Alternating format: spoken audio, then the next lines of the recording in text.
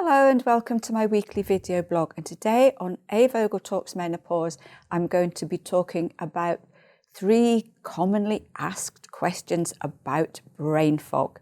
If you like my tips and advice, then please subscribe and remember to hit the bell icon so you can be notified of all my new videos. This is such a common symptom now, and I get so many questions every week about the different aspects of brain fog. What's causing it? Why is it happening? How long is it going to last? So I thought today I would look at the 3 most commonly asked questions about it, find out why this happens, and the simple things that you can do to help yourself. So the first thing is, we do know that hormonal changes can play a big part in the way that the brain processes information, and also how you gather information when you're thinking about things. So that aspect, the whole synapses and the nerve function of the brain can slow down, and that can be quite a big problem just by itself. But there can be a lot of really simple reasons that can compound the problem. So we're going to look at these other issues too. So number 1 is, a lot of women say to me, I feel like I'm losing my mind. Am I going mad? What's going on here? So it's all about memory. Your memory banks seem to decrease. You can't get facts out quick enough. You may find that you're forgetting things that once you didn't even have to think about. You forget people's names. It's that whole, that classic thing of going into a room and then going, what on earth did I come in here for? And it's also about tasks, maybe operating machinery, if that's your job, or you do things in a certain routine and sometimes you're halfway through it and you just can't remember what you're going to do next. Number 2, I've been asked if difficulty in concentration or remembering facts is an issue. You just might find that, again, some of the things that you used to do, if you've got to focus on something, if you've got a talk or a presentation, you might find that you can't just rattle through it as quickly as you did before. You may find that retrieving information that you need to present is a lot harder, or it could just be like I used to get, your brain just goes completely empty and there just doesn't seem to be anything going on there at all. Number 3, I've also been asked, is feeling spaced out or not quite with it a problem? It's quite a strange situation, but you can be in a group with other people, you can be doing things that you normally do, and just suddenly it's as if everything recedes into the background and you're standing there just wondering what on earth you're doing at this particular moment.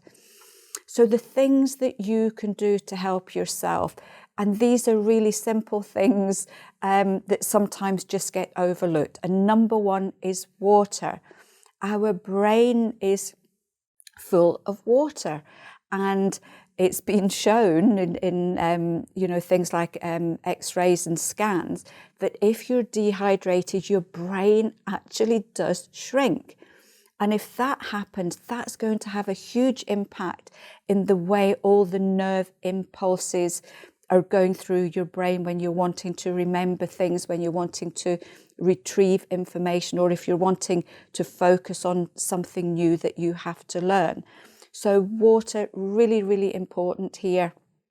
And a good thing to do is, if you're getting this brain fog, memory loss, lapses at the same time every day, then that's usually an indication that it's something physical that you're doing or not doing in your daily life. So doing a little diary, another one of these diaries, can be really helpful at figuring out when this is happening and what may be the issue.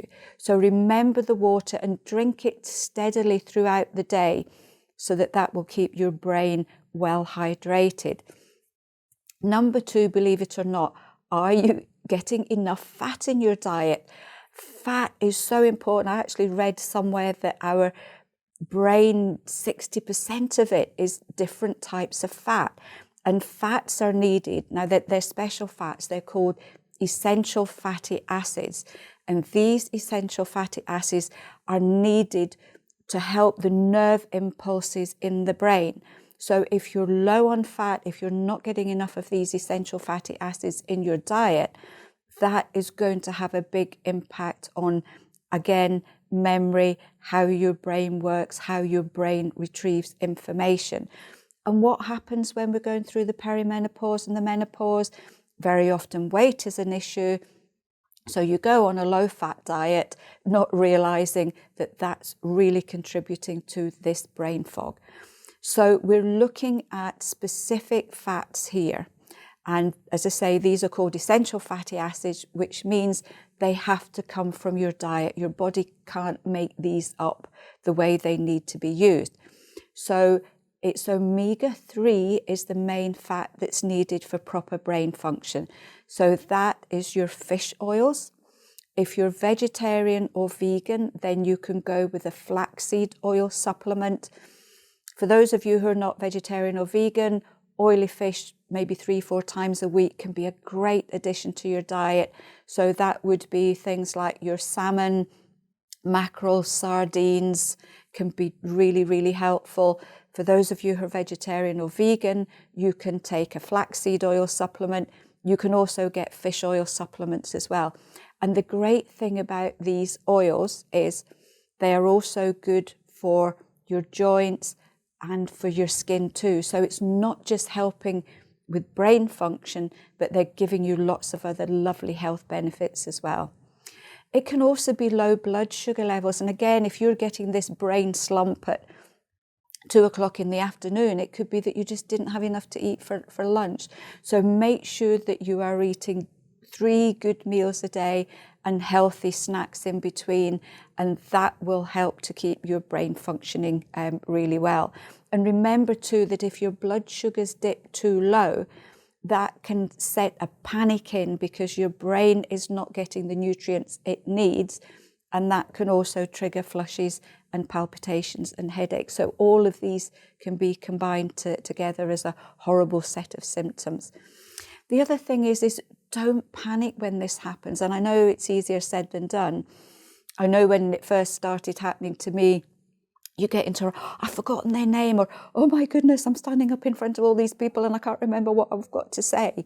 The minute you do that, you set a panic attack in the body, and that makes everything worse. And one of the things I learned was when I felt that my brain had gone completely empty, was just to take a deep breath, relax. And I would just say to people, look, I'm really sorry. I'm having a black hole moment here. I'll get the information you need in a minute or two. And the minute you make light of it, your body relaxes and your brain then switches back on. So, practice this a few times, and I just found eventually it became second nature for me. The other thing too is to remember our brains are a bit like a computer. And, we're processing information all the time. We're taking information in. And we're at an age when you get to the perimenopause and menopause, our lives are so busy. And then we wonder why we're not remembering everything. And like a computer, if you try and put too much information in at the one time, your computer crashes. And sometimes we're just expecting too much of ourselves. So again, just be kind to yourself when these things happen, and just remember that deep breath. Does this ever go away? For most people, it's a phase. It might be one that comes and goes, but as I mentioned at the beginning, it can also be due to just the way your hormones are falling at that particular time. For most people, it does go. I mean, for me, thank goodness I don't get the black hole moments anymore, which is a great relief. I'm fine, and my memory, if anything, is probably slightly better than it was before the menopause anyway. So again, usually there's no need to worry. This is something that happens, and you will get through it, and symptoms will decrease the further through the menopause you go. We do get people who are really worried, if your memory loss is really severe. if everybody is telling you that, maybe you need to go and get things checked out, then do just get a check, chat with your doctor about this. Very often it will just be one of the phases in the menopause.